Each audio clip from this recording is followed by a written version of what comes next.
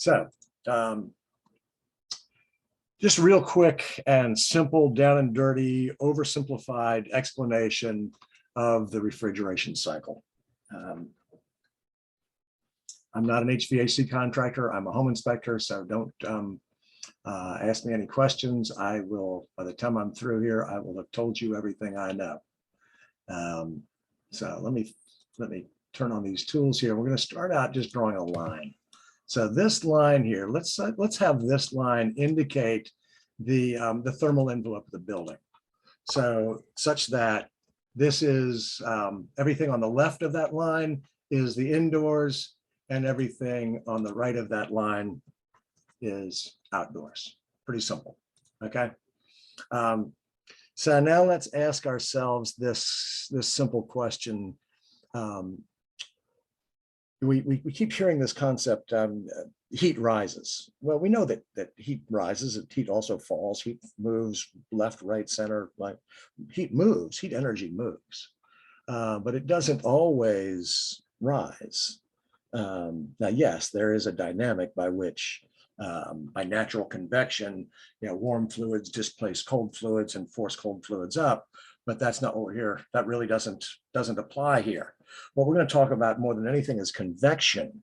I'm sorry, conduction, where heat migrates from hot to cold. So it doesn't matter the orientation up, down, sideways, but heat will migrate from hot to cold by conduction. So if we think about the problem that we're trying to solve, we start out with just the simple idea that it's cold in the wintertime, so we want to heat our living spaces, and it's hot in the summertime, so we want to cool our living spaces. And mankind addressed this idea of converting some kind of energy, whether it's chemical stored energy, electric energy, whatever, some kind of energy, and converting that to heat energy and delivering that heat energy to the living spaces. We figured this out thousands of years ago. It starts, I don't know, some dude rubbing two sticks together or something, whatever. And then, eventually we came up with, the Franklin stove and burning coal, and now we're up to burning, natural gas. We pipe natural gas into buildings, and we deliver that natural gas to a burner, and at the burner we mix the gas with air, and we burn that fuel air mixture, convert the chemical stored energy to heat energy, and then we deliver that heat energy to the living spaces somehow, whether it's through water or air or whatever. So that's heating. And like I said, that's been around for a long time. Cooling's a pretty modern concept. Refrigeration is a pretty modern concept. So let's say, first we got to realize that there's no such thing as cool energy. There's not some cold energy that we can convert to cold temperature and deliver coldness to the living spaces. In order to cool, because cold is the absence of heat. If we want to cool, we need to remove heat energy. So let's build a structure and let's insulate it so that we don't have, or we reduce the amount of heat energy transfer between the indoors and the outdoors. And then indoors, let's simply put a coil. My drawing skills are a little bit limited here, but we're going to put a coil. And because we're going to use that coil to affect the indoor air temperature, let's put a fan here, and let's have that fan move indoor air across that coil. Okay. Now we're going to move that energy outdoors. So let's get ourselves another coil and put it outdoors and another fan. And we're going to move outdoor air across this outdoor coil. Now we need these things to communicate with each other. So let's connect them together. So what's happening now? We're going to put a fluid in this system of coils. And by fluid, we mean either a liquid or a gas, a state of matter that is not solid, either liquid or gas. Now, because the way this has to work, if heat energy migrates from hot to cold, then the fluid that is inside the indoor coil has to be cooler than the indoor air, so that we're cooling the indoor air, so that we're extracting heat from the indoor air, putting it into that fluid in the coil, in the indoor coil, that we're now going to take outdoors, and we're going to cool by blowing outdoor air across it. Well, remember, it's the middle of the summer, so the outdoor air is hot. But if we're going to cool it by blowing outdoor air across it, we have to raise the temperature somehow. We have to get the temperature of it higher than the outdoor summer air so that we can cool it by blowing outdoor air across it. And then after we've cooled it, we want to bring it back indoors. So we need another pipe that returns the fluid. After we've cooled it, we want to bring it back indoors to warm it again as we extract heat from the indoor air, where we're then going to take it back outside, where we're going to cool it by blowing outdoor air across it. So remember, the fluid has to be cooler than the indoor air and warmer than the outdoor air when it's summertime. And therein lies the problem.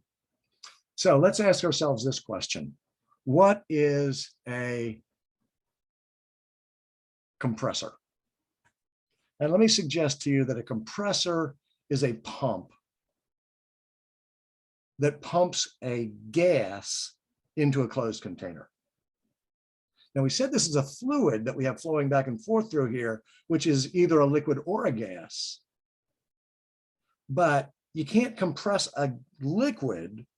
So by definition, our compressor is only dealing with gases. So this fluid that we have flowing back and forth between these coils obviously has to have some very specific properties with respect to its ability to absorb and release heat at different temperatures and different pressures. So we're going to put a compressor in this system, and we're going to compress this fluid, this gas, into the outdoor coil. So let's just simply put a device right here, and it'll be a pump. At this point, it's a pump. And what is it doing? It is sucking this fluid, this refrigerant, out of the indoor coil, and it's pumping it into the outdoor coil. But at this point, it is simply a pump. Because remember our definition of a compressor. A compressor is a pump that pumps a gas into a closed container.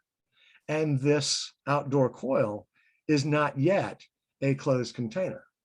So how do we make it a closed container? We need to plug the other end. So let's put a device right here. So now, as this pump is sucking the refrigerant from the indoor coil, running it through the outdoor coil and pushing it back into the indoor coil, we now have a closed loop. The compressor is pushing the fluid into the outdoor coil, where we're blowing outdoor air across it, sucking it back into, pushing it back into the indoor coil, and then sucking it out of the indoor coil, and then taking it back out. So because this is now a compressor, because this is now a closed container, when we pump the fluid, which obviously is a gas because this is now a compressor. So we're sucking a gas from the indoor coil. We're compressing it into the outdoor coil.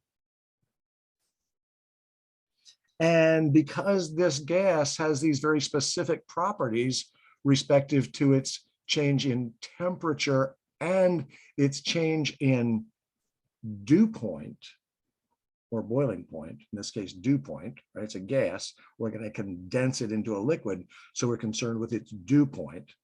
So by compressing it, we're raising the pressure, we're raising the temperature, and we're also raising the dew point. So we can now condense it at high temperature. After blowing outdoor air across it. We're warming it, by compressing it, we're raising the temperature to higher than the outdoor air. We're blowing outdoor air across it to lower the temperature. As we lower the temperature across the dew point, we condense it back into a liquid. Well, into a liquid. We then send it through the metering device, this plug, through this metering device. We release the pressure. And now when we release the pressure, we lower the temperature and lower the boiling point. So because it's a liquid, we can now boil it at low temperature by blowing indoor air across it. So it has to be cooler than the indoor air while it's indoors, warmer than the outdoor air when it's outdoors. It boils from a liquid to a gas as we heat it, as it passes through the indoor coil, and it condenses back to a liquid as we cool it at the outdoor coil.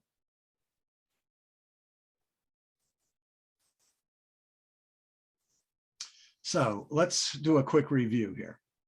So let's say that at this point here, as we're leaving the indoor coil, the evaporator coil, we have a low temperature, low pressure gas.